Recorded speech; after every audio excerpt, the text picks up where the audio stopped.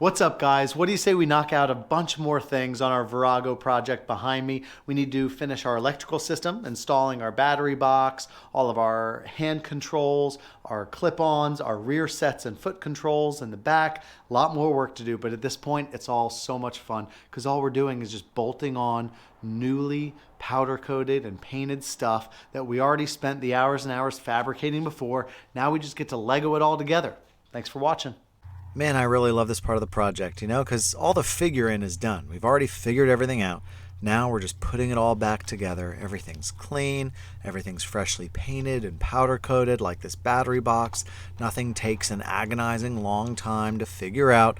We can just use nice, clean tools, keeping our hands relatively clean, and put it back together. You can see how I mounted this battery box underneath in case you missed that episode seemingly forever ago. It slides in on that side and then goes up. Our Excel ignition coil attaches pretty easy with this little bracket that I fabbed up. Just one mounting bolt on the front of the engine hanger mount thing here. We can attach our leads and then plug our spark plug wires in, and then we are donezo. You can see how easy this is. Bingo bango, we're mounted. This thing's out of the way. And that's what's nice, right? You won't even see this. Here comes a big ticket item, folks. Finally, we can knock off the clip-ons, the hand controls. Stuff like this is so satisfying because it's such a big part of the project, and now we can finally check it off our list. Remember, these are really nice woodcraft clip-ons. I think in the final video of the build time lapse, I'm going to list all the parts that I used. That way, if you end up building something or you see something you like, you don't have to email me just with, hey, what little switch am I installing right here? You'll know. But everything is new, from the Domino made in Italy throttle to the Motion Pro single little ignition switch here to the Vortex levers. It's so nice using all these brand new performance, such well-made parts. After having shaved down our triple trees, our center mounted gauge here looks awesome. This is an Acewell multifunction gauge, so it does it all. We can finally install our ECU, and now it's time for a splurge, ladies and gentlemen. Here it is, another Italian-made part.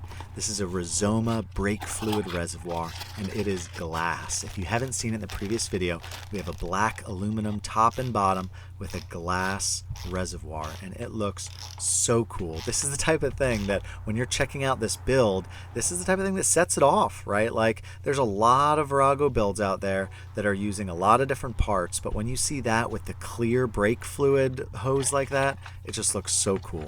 We have our all stainless brake lines now that eliminate the splitter mounted on the bottom triple clamp, and we just have a double banjo bolt. And then to hold them together, we just have this little rubber thingy here, and that's it. We're using some new crush washers for our banjos on our cleaned calipers with fresh pads, and it is coming together, guys. We can install our clutch cable here. We can not install our other end yet because we don't have our side covers, but nevertheless, it's practically installed, right? And of course, we lubed up all our cables before installing as well. Let's smash another big item off the checklist, and that is our front headlight bucket. It's not quite as easy as taking our nice LED headlight and just installing it because, remember, all of our wires have to tuck inside this bucket. So we'll install the bucket first, tuck in all our wires, and then we should be good to go installing our headlight. Now, you faithful followers will remember how we wired up our LED headlight. We wired it all up to our ignition kill switch on our right-hand side. So when you turn the ignition on, all the lights in the headlight come on. The low beam, the high beam, the running lights, the non-amber turn signals, it all comes on at once. There is no multi-function to this headlight, but it's going to be really bright and it's going to look really cool. Maybe you'll get a chance to see, who knows. After installing all of our fuses, remember we like to replace all of our old style fuses with blade type fuses. This wiring is done.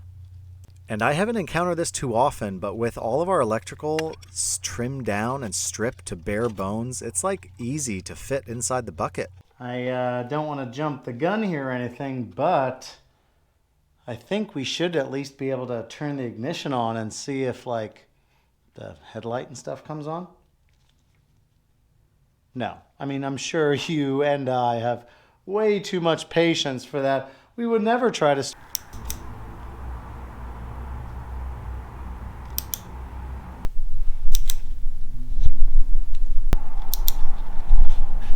Now this is my favorite and one of the most unique parts of the build that I don't think I've really showed you that much of yet.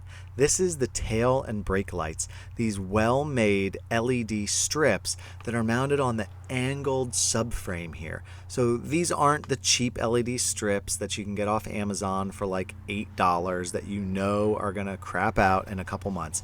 I forget the manufacturer of these, but I'll send them to you.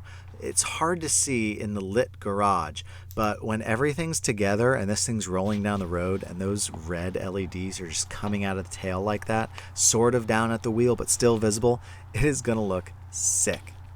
And some congratulations are in order, folks, because we're installing our grips. And that is a milestone in every project of mine, because that means that we're on our way to be finished, right? I hate installing grips and then getting them dirty with dirty hands. So I really only install grips when we're in the home stretch here. Like home stretch meaning we're topping off and bleeding the brakes. That's home stretch, baby. So let's fill it up. Oh yeah, look. Look at how good that looks with the glass reservoir, crystal clear, with crystal clear brake fluid. Man, that's cool. We're using of course, our air bleeder here. Makes easy work of it. Dunzo. Now, what's not quite as straightforward and easy to make are your own gaskets. I bought my 2-to-1 carburetor manifold offline. I forget exactly where. I think it was from the Ukraine, but either way, it's not exactly built to the specifications and tolerances of the space shuttle. So they included 2 gaskets on each side to just sort of stack. Well, I don't really like the idea of that, so I just bought some thick cork gasket material, and I'm tracing and cutting out my own gaskets. I actually heard from somebody, I think maybe my powder coater, that what they use is a Cricut machine. Like his buddy got a Cricut machine, that you can do like vinyl to put on cute mugs that say like live, laugh, love or whatever. And you can actually cut out gaskets with that. That's genius, right? I mean, I'm going to install a Cricut machine in the shop. Imagine that. This is going to be one of the more BA looking things on this machine, right? Is this 2-to-1 manifold. Not exactly just the 2-to-1 manifold. Well, you can see that nice gasket here and what I was talking about, how it sort of covers up any of the imperfections in manufacturing, taking up any slack.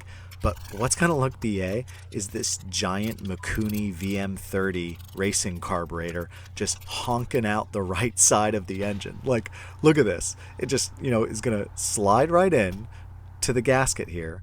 And then, boom, there it is, just like hanging out by your right leg, this giant carburetor. It's going to look so sick. With the carb installed, we can adjust our throttle. Now listen, and you can hear the slide closing. Hear that? So what you need to do is take in that slack until you don't hear it close anymore. And then that's been too much. And then just let it back a little bit. So too much. Perfect. Here's how we tackled the crankcase vent. I just got a little bend of tube left over from something, a little universal filter, and it'll hang out up here looking pretty cool. Now we can turn our attention on installing the starter. After we oil up the O-ring and attach our main lead that'll go back to the starter solenoid, we can hammer it into the case. Now this is the problem, right? That we have to hammer it in because I only painted the starter. It's not powder coated. So this, my friends, is my secret to you. This is my secret that I'm bestowing upon you. The motorcycle builder's secret of black gel nail polish. That's right. When you're assembling a motorcycle, you are going to chip black paint. And this is the solution. For a few dollars and a couple of weird looks from the teenage girl at the CVS counter, you can buy this little bottle for a couple bucks. It'll last you for years, and you can cover up any little imperfections that arise. Nobody will ever notice, and you, I promise, will even forget what you had to touch up. On these Viragos, one of the big sort of weak spots is the starter system, because it's not a starter clutch with rollers and springs like on most of these motorcycles. It's this weird like centrifugal spring thing, cam, clutch thingy-majiggy that always seems to have problems. So because of that, I'm using a lot of new parts and this little clip that you'll see soon. So we get our starter gear locked into place, and then we can look at the starter clutch system. And here's the whole starting system. You can see this main gear here with the rubber bumper. That rubber's really chewed down, so we're going to definitely want to replace this. The spring, we got a new spring just in case the old one's worn out. And then our upgrade is this little clip. It looks like a rectangle, but it's a round, and that nail is in there just for ease of installation. That comes in the kit that I'll link to in the future. You slide this clip over and it adds some extra tension, not allowing it to sort of spread out as much as it otherwise would have. And that's sort of the upgrade that apparently, from what I understand, helps this starter system a lot. Check out that new rubber and how big of a difference that makes. We simply slide that up, and then we can start installing it all into the bike, and you'll see the order of operations here for installing the starter system.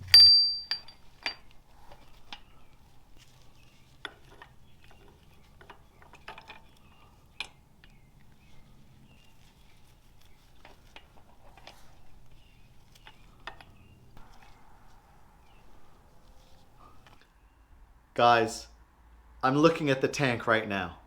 That's right. The tank is back. It's painted. And it is insane. It is such a unique color. I went back and forth so much on what to do. And I'm so happy I went in this direction. It looks sick. It goes so good with the bronze chrome and the melted vanilla ice cream swing arm and the matte black everywhere else and the little bit of gold. Just wait until you see it. Check it out. It is insane.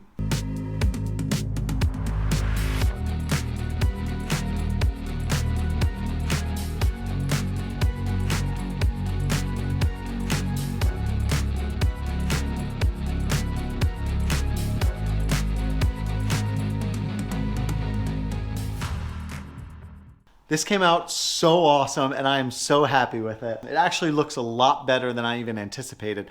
I was worried that I would have to add this cream color to the tank somehow, maybe around this knee cutout, maybe in a stripe down the center, but I love it just the way it is. It's such a unique color that I wanted to occupy some real estate, right? And it's perfect.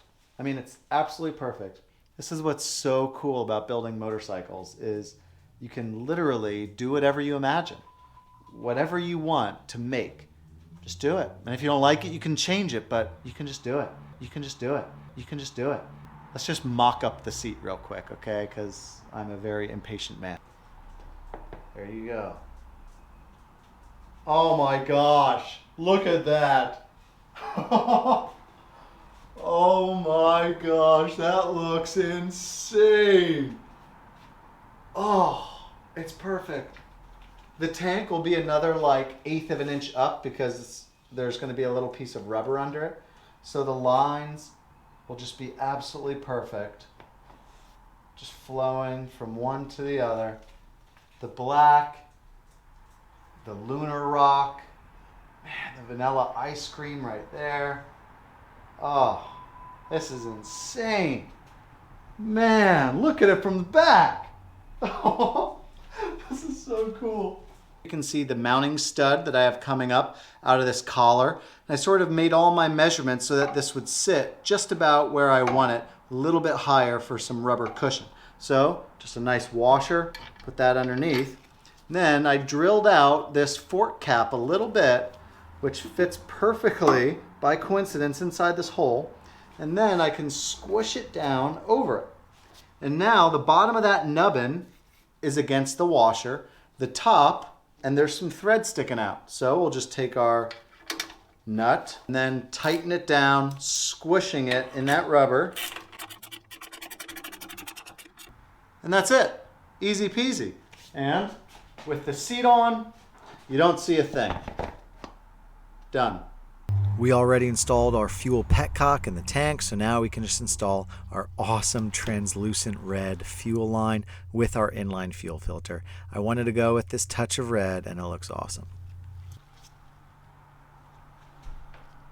Yeah, that looks so cool. Look how everything's just sort of neatly in its place, tucked away. Now the seat is really straightforward. There's just two little tabs on the outside of this subframe, and then two little holes on this cross member, two little holes for the cross member, and the two holes on the outside of the subframe.